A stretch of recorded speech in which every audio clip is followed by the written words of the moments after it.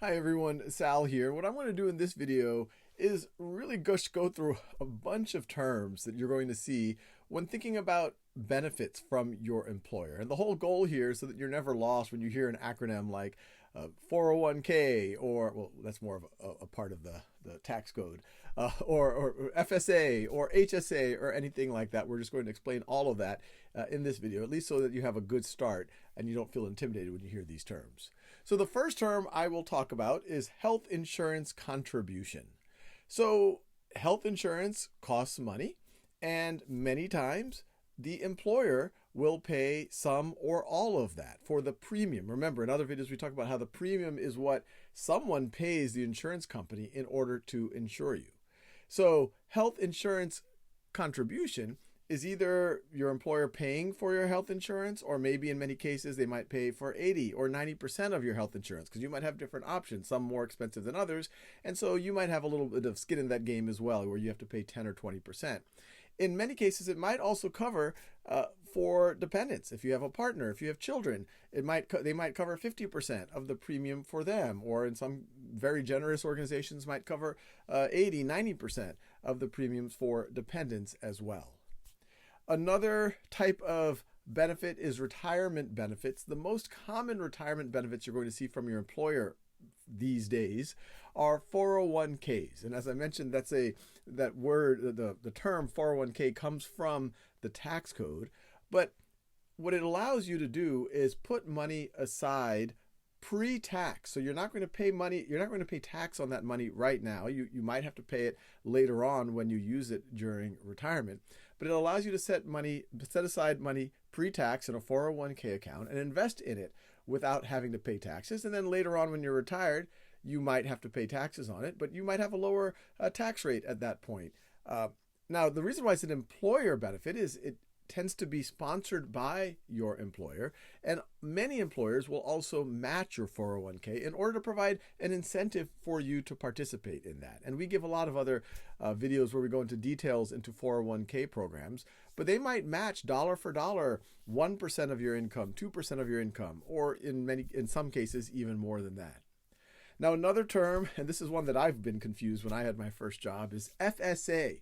This is a flexible spending account, and it can be used, the reason why it's flexible, it can be used for things like medical expenses, it could be used for childcare, and this allows you to put aside money pre-tax that you could spend on those things. If you didn't have an FSA, and if you were to just pay for qualifying childcare, that's post-tax money, so you'd have to pay your tax out and then pay for it, while here you get to use pre-tax money, which is a benefit because you don't have to essentially pay tax on that money that you're spending on this qualifying childcare.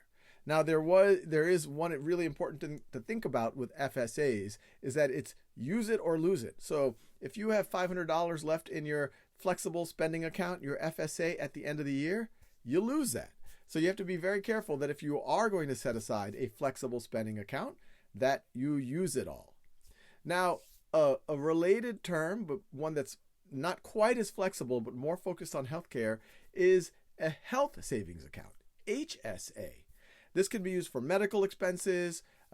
One way to think about it, let's say you have a deductible. So your health insurance doesn't kick in for the first $5,000. Say that's your deductible in that year. So until you spend $5,000 of health insurance costs, you're paying all of that out of pocket. That could come from an HSA, from a health savings account. Now, what's good about health savings accounts is that they do roll over. So this isn't something where you have to say, oh, I got to use it or lose it. You can, if you don't use a certain amount at the end of the year, that rolls over into the next year. So it's a little bit less stressful, at least from my point of view, that you don't necessarily have to use it all. Now, other benefits that you might get, things like workers' compensation. This is a situation, let's say, no one wants to fall into this scenario, but sometimes life happens where you get injured on the job. You have to climb a ladder and you fell down, or you get cut in some pretty bad way while you're working in the factory, or whatever it might be. This is compensation from the employer to make up for that. It might be direct compensation for your injury, for your pain. It might be time off, paying for your medical expenses. And if the injury is more severe and it maybe keeps you from working for some period of time, it could turn much more into another similar idea, which is disability insurance. Disability insurance is usually not coming, your employer might pay for this, but it's usually coming from an insurer. And that's if you ever become disabled, so you're not able to do your job or not be able to work in general, that you still have a way of supporting yourself and your family. And so that's what disability insurance covers. And then life insurance. And when I was a kid, I was like, why does anyone get life insurance? If I'm dead, maybe, what's the insurance for? But once I had kids, I started to appreciate the value of life insurance. And that's essentially if you die, that your family gets something. Ideally, it's there to help cover expenses that you were providing before as an income earner.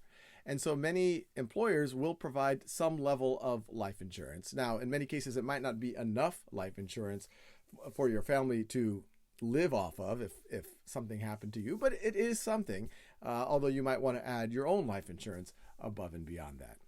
Now, the last thing I will talk about in this grab bag video is, when do you get a chance to choose whether you're going to have a health savings account, or what you're going to do with your 401k plan, or which of these benefits you're going to elect? Well, there's really 3 times that you can do this. The most obvious time is when you start a job. So when you start, you're going to be signing all sorts of paperwork, and I know you're eager to start, but that is a good time to think about the decisions you're going to make around benefits. Which health insurance plan, maybe dental plan, what are you going to do with an FSA, HSA? That's one time to do it. Once you're working, there's something called an open enrollment period. At Khan Academy, for employees of Khan Academy, it's a 1-week period that's once a year. The HR, the Human Resources Department, will tell you about it, and that's your week where you have to re-enroll in some of your benefits, or you have an opportunity to change them.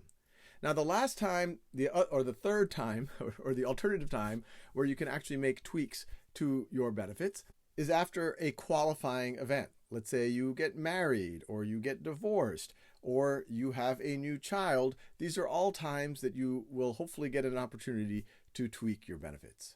So I will leave you there. I threw a lot at you, but we just wanted to make sure that when you are working and people are telling you about your benefits, they're like, oh, I know exactly what an HSA is. And hey, I can roll that one over versus an FSA. And you'll sound awfully smart. But even more important, it's going to help you navigate your finances.